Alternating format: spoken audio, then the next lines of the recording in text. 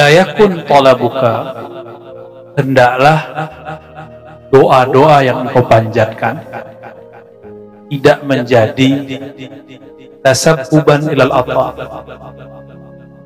persepsikan menjadi sebab Allah memberi atau mendapatkan pemberian.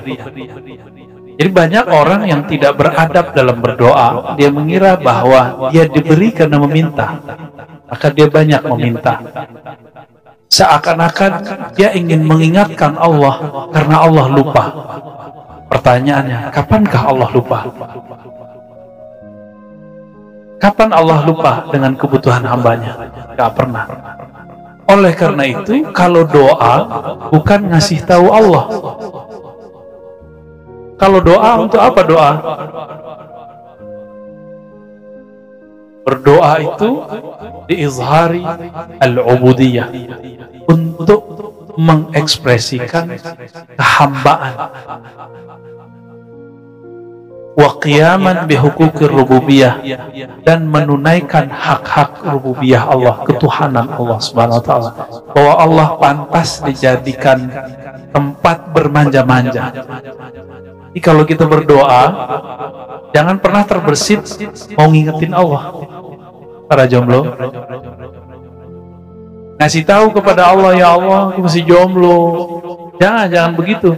Allah itu sudah tahu kapan akhir jomblo itu, kapan akan dihabiskan masa jomblo itu. Sebelum kita lahir, itu sudah ada belum ketentuan bahwa kita menikah dengan siapa? Dan itu masuk pada bagian rezeki.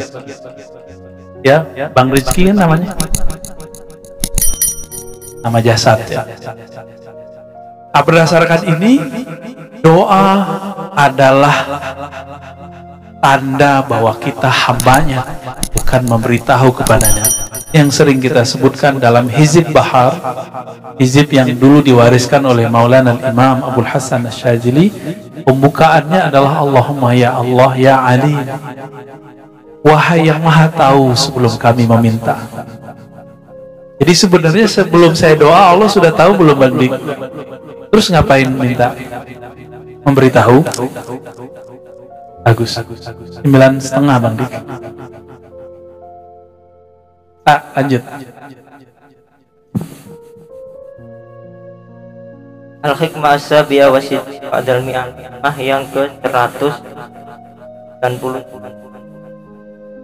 Kaifa yakunu talabukal lahiq sababan li'ata'ihi sabiq. Bagaimana bisa doamu yang sekarang ini jadi sebab pemberian Allah yang telah lalu? Allah itu nyindir kita.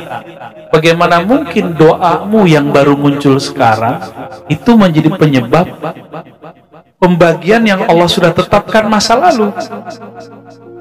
Jadi siapa yang akan mendapatkan apa itu sudah dibagi dulu, sedangkan doa baru muncul sekarang. Maka doa itu hanya pertanda kalau si rezeki ini akan diberikan kepada hamba.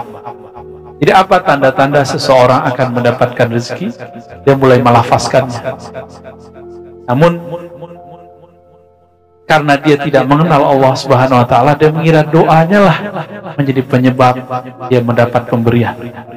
Maka dalam berdoa ada al-abdul jahil, ada hamba yang jahil, ada al-abd al-arif, ada hamba yang arif, yang dia kenal kepada Allah, bahwa sebenarnya doa itu cuma bermanja-manja. Kalaupun tidak berdoa, Allah kasih nggak? Bahkan salah tempat doa, Allah kasih nggak? Jadi kenapa orang-orang non-muslim itu lebih berjaya hari ini daripada muslim? Yang berjaya itu bahasa jiran. Kalau bahasa kita apa? Lebih sukses. Ya? Tapi ada kawan-kawan kita di jiran yang ikut. Kenapa mereka lebih? Karena mereka menjemputnya lebih dari kita, bukan karena dia doa ke siapa, bukan karena dia berdoa ke kucing, ya. Dia berdoa ke berhala ini, bukan. Dan itu sebabnya. Rezeki itu bukan masalah doa yang kencang, tapi karena memang pembagian dari sono. Maka rezeki ada dua. Bang Dik nggak masuk. Pertama, antal ladzi tatlubuhu, engkaulah yang mengejarnya. Ada yang kedua, antal matlub, engkaulah yang dikejarnya. Jodoh juga begitu, Kohan. Ada antum yang harus melamar, tapi kalau laku keras dilamar. Bang Dik, dua-duanya.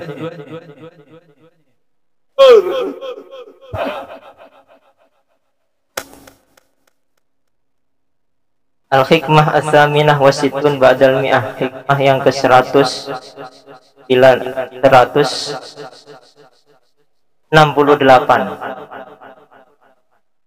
Jalla hukmul azali ayyun dhafa ilal ilali. Agung hukum azal tadi sandingkan kepada suatu ilal atau sebab.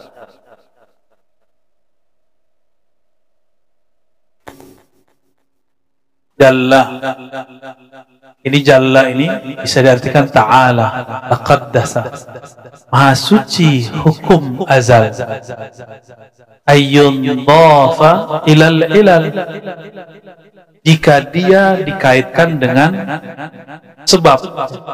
Jadi kita ini posisi duduknya agak susah nyatet-nyatet nih. Udah aja ya, boleh dimajuin. Baim.